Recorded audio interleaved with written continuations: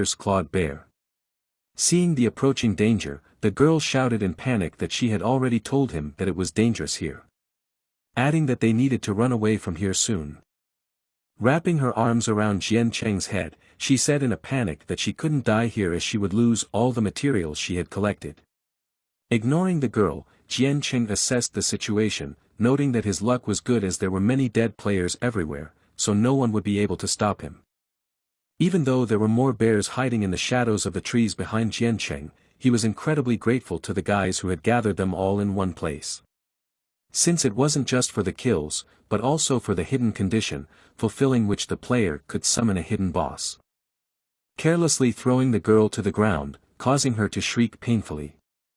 The protagonist turned his back to her, causing her to ask him resentfully why he was trying to rebel against her again, reminding her that she was his master.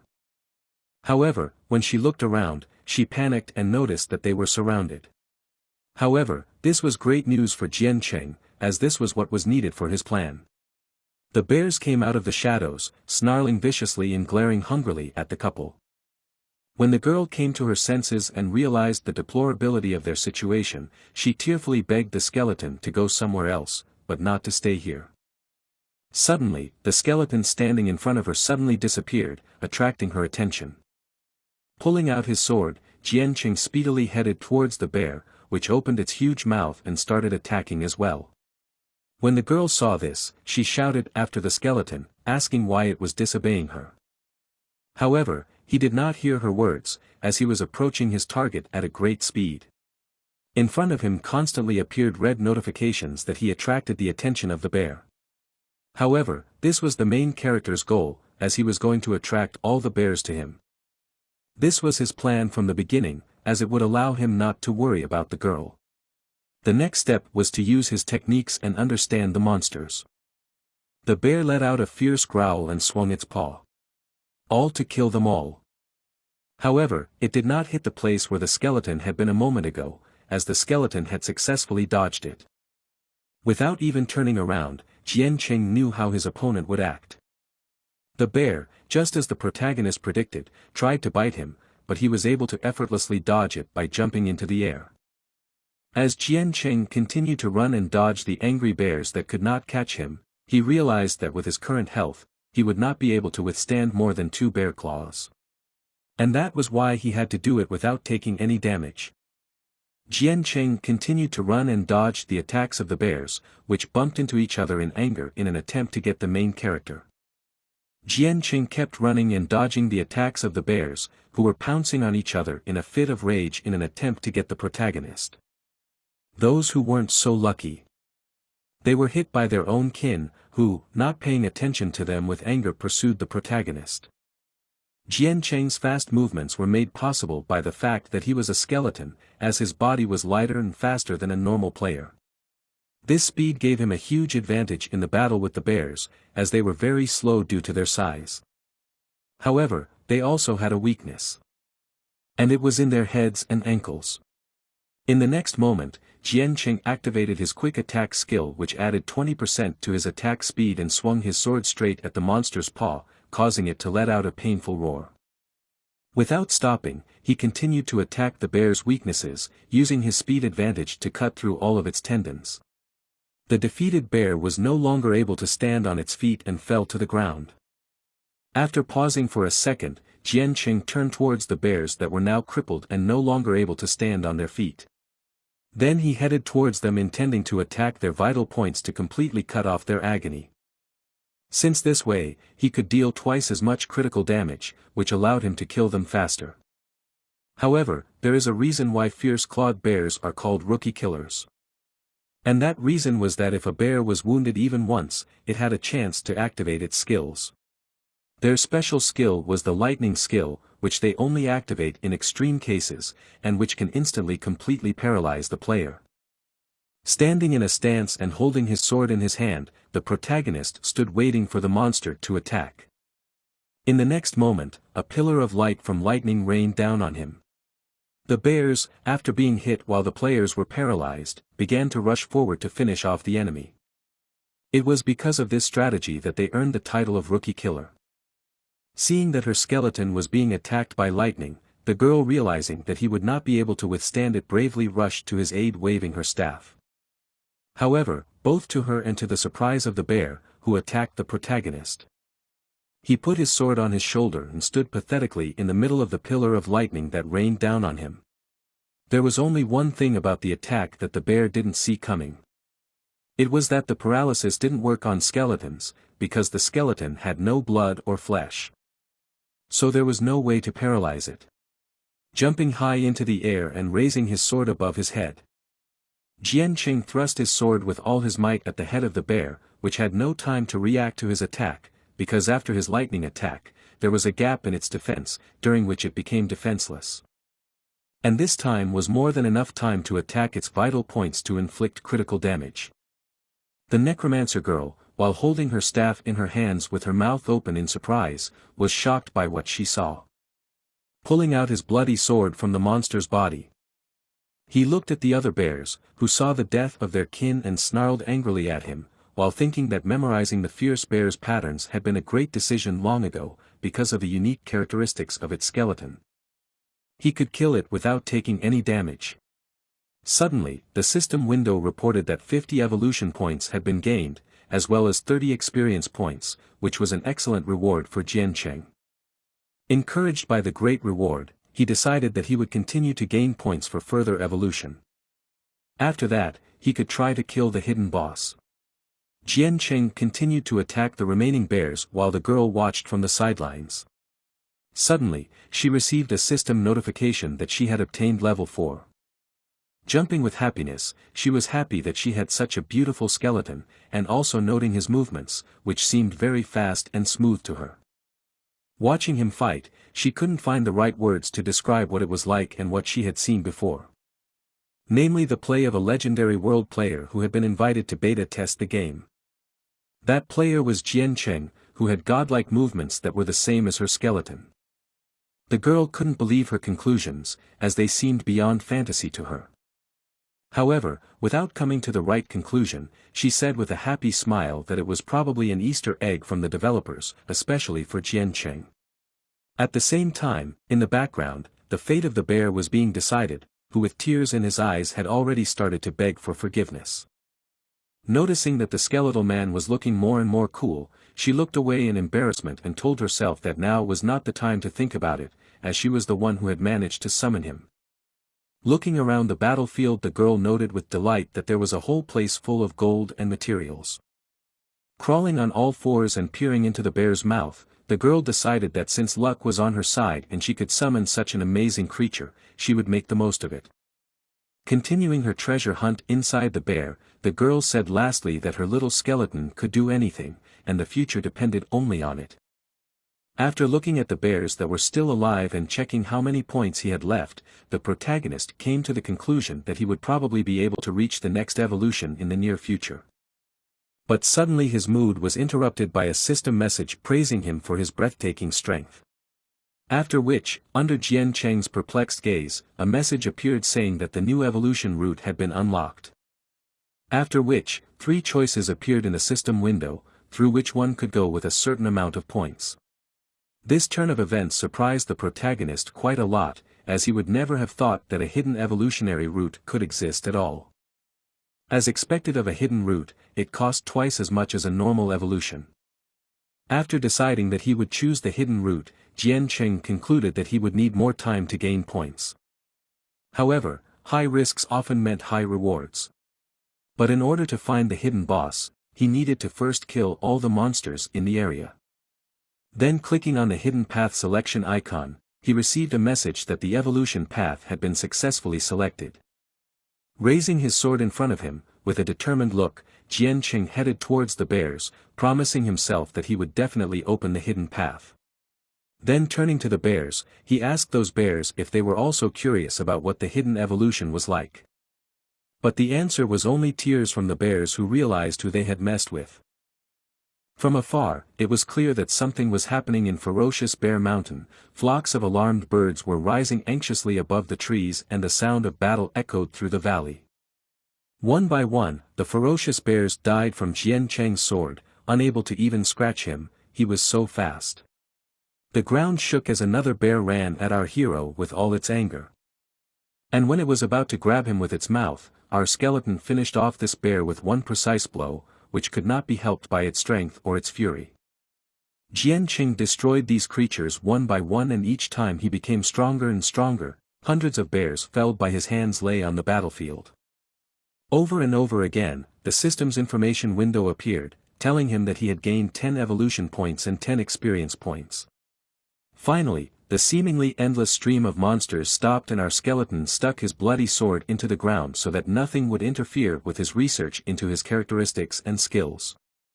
Finally, the last creature, he thought as he stood in the middle of the battlefield and opened the system's information windows. His skills grew with each level he gained, and he felt like he was moving too slowly and not at all prepared for the danger ahead. With each level he gained, the number of evolution points he received from killing monsters dropped significantly, and so it was not entirely surprising to him that he was 20 evolution points short of the next evolution, and it irritated him greatly. What bad luck to be only 20. But there was something else he and his companion had gotten from these bears, and he looked around. The entire clearing was littered with bear corpses, each with an information box above it that told him what resources he could gather from them. From one bear you could take 5 copper coins and 1 bear crystal. Because he had destroyed all the bears, a countdown began, indicating the time for the new wave of bears to revive, so they should hurry. He was disappointed that he hadn't managed to get the number of points for the next evolution that he needed, but he was reassured by the fact that he had managed to kill all the bears in the required time with the required level. He leaned over the level 5 bear, looking at its loot. Suddenly, an information window appeared, urging him to be careful because a hidden boss appeared nearby. A mysterious portal opened from which the boss of the mountain bears was to appear next. But our skeleton was not afraid at all and was even glad of this opportunity. He watched the portal with interest. Jiang Cheng was going to come closer and take a look. The requirements to trigger the appearance of this hidden boss were incredibly strict, as only players up to level 10 who could kill all the bears in 45 minutes had the opportunity to summon it.